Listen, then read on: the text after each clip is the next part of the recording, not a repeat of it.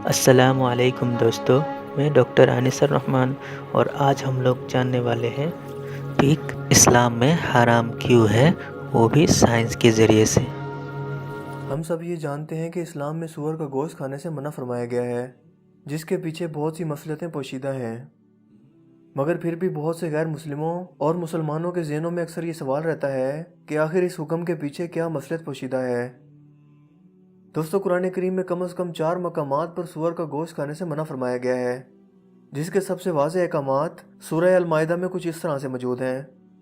تم پر حرام کیا گیا مردار، خون، سور کا گوشت اور وہ جانور جو اللہ کے سوا کسی اور نام پر ذبح کیا گیا ہو، جو گلا گھونٹ کر یا چوٹ کھا کر، بلندی سے گرا کر یا ٹکر کھا کر مرا ہو، جسے کسی درندے نے پھاڑا ہو، سوائے اس کے جسے تم نے زندہ پا کر ذبح کر لیا، اور وہ جو کسی بت پر ذبح کیا گیا ہو۔ قرآن کریم کے یہ واضح احکامات مسلمانوں کو مطمئن کرنے کے لیے کافی ہیں کہ سور کا گوشت حرام ہے۔ اس کے ساتھ ساتھ اس کے حرام ہونے کا ذکر قرآن کریم کے علاوہ بائبل میں بھی موجود ہے، اور اس میں بھی سور کا گوشت کھانے سے واضح طور پر منع کیا گیا ہے۔ بائبل کی کتاب اخبار میں کچھ اس طرح سے درج ہے، اور سور کو کیونکہ اس کے پاؤں الگ اور چرے ہوئے ہیں پر وہ جگالی نہیں کرتا، وہ بھی تمہارے لیے ناپاک ہے، تم ان کا گوشت نہ کھانا، ان کی لاشوں کو نہ چھونا، وہ تمہارے لیے ناپاک ہیں۔ اس کے علاوہ کچھ ایسے ہی الفاظ افتشنا میں کچھ اس طرح سے بیان ہوتے ہیں، اور سور تمہارے لیے اس لیے ناپاک ہے کہ اس کے پاؤں تو چرے ہوتے ہیں پر وہ جگالی نہیں کرتا، تو تم اس کا گوشت نہ کھانا اور ان کی لاشوں کو ہاتھ نہ لگانا۔ بالکل اسی طرح کے احکامات عہد نامہ کی کتاب یسیہ کے باب نمبر 65 اشعار نمبر 2 تا 5 میں بھی آئے ہیں۔ دوستو، ایک اللہ کو ماننے والے مسلمان اس کے احکامات کو دل و جان سے تسلیم کرتے ہیں، مگر غیر مسلموں اور کافروں کو صرف عقلی دلائل، منطق اور سائنس کے ذریعے ہی قائل کیا جا سکتا ہے۔ لہٰذا آئیے چلتے ہیں سور کے گوشت پر ہونے والی حالیہ سائنسی دریافتوں کے نتائج پر، جو آج ہمیں یہ بتاتی ہے کہ سور کا گوشت کھانے سے کم از کم 70 قسم کی بیماریاں لاحق ہوتی ہیں۔ ایک عام انسان کے پیٹ میں کئی طرح کے کیڑے ہوتے ہیں، مثلاً راؤنڈ ورم، پن ورم اور ہک ورم وغیرہ۔ ان میں سے ایک پیٹ کا کیڑا ایسا ہے جو سب سے زیادہ خطرناک ہے، اسے ٹائنیا سوئلم کہا جاتا ہے، جو عام زبان میں ٹیپ ورم بھی کہلاتا ہے۔ یہ سائز میں بہت لمبا ہوتا ہے اور انسانی آنتوں میں رہتا ہے، اور انسانی آنتوں کے اندر انڈے بھی دیتا ہے جنہیں اووا کہا جاتا ہے۔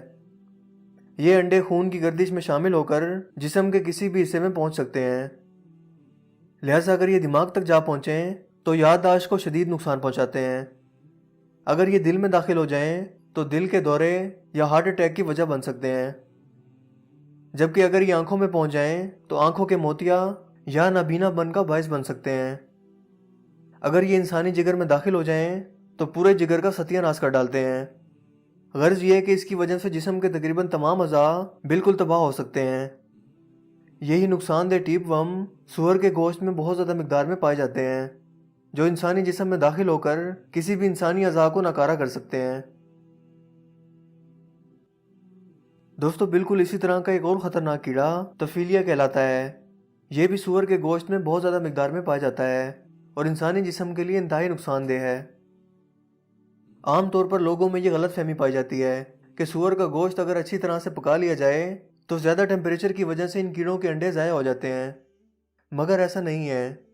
امریکہ میں کی گئی ایک حالیہ تحقیق کے مطابق اس طفیلیہ یا ٹرائی کیورا کیڑے سے متاثر 24 افراد میں سے 20 افراد ایسے تھے جنہوں نے سور کا گوشت خوب اچھی طرح سے پکا کر کھایا تھا، مگر اس کے باوجود بھی ان کے جسم میں ان کیڑوں کی مقدار بہت زیادہ تھی، جو یہ ظاہر کرتا ہے کہ سور کے گوشت میں موجود انڈے کھانا پکانے کے عام درجہ حرارت پر بھی نہیں مرتے۔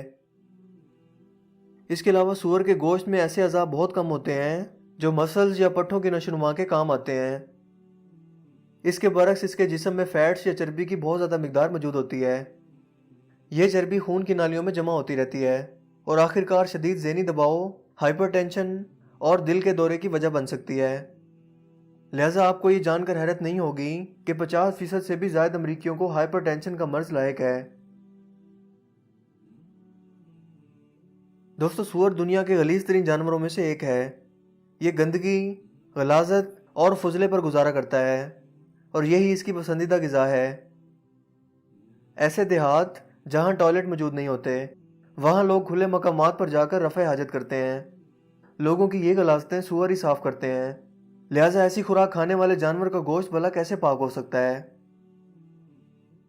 آپ میں سے اکثر لوگوں کے ذہن میں یقیناً یہ سوال آیا ہوگا کہ امریکہ اور آسٹریلیا جیسے جدید ممالک میں سور کی نسل خیزی اور نشو نما نہایت صاف ستھرے ماحول میں کی جاتی ہے اور باقاعدہ ان کے لیے صاف ستھرے فارمز بنائے جاتے ہیں، مگر حقیقت تو یہ ہے کہ اتنے صاف ستھرے ماحول کے باوجود بھی ایک ہی باڑے میں ہونے کے باوجود ہر سور کو دوسرے سور سے الگ رکھا جاتا ہے، کیونکہ آپ انہیں صاف ستھرا رکھنے کی جتنی بھی کوشش کر لیں، یہ جانور اپنی فطرت ہی میں غلیظ ہے اور اسے اپنے ساتھ والے دوسرے جانوروں کی غلاظت کھانے میں ہی مزہ آتا ہے۔ اس تمام روئے زمین پر سور سب سے زیادہ بے شرم جانور ہے۔ یہ وہ واحد جانور ہے جو اپنی شریک یا میٹ کے ساتھ ملاپ کے لیے اپنے دوستوں کو دعوت دیتا ہے۔ امریکہ میں بہت سے لوگ سور کا گوشت کھاتے ہیں۔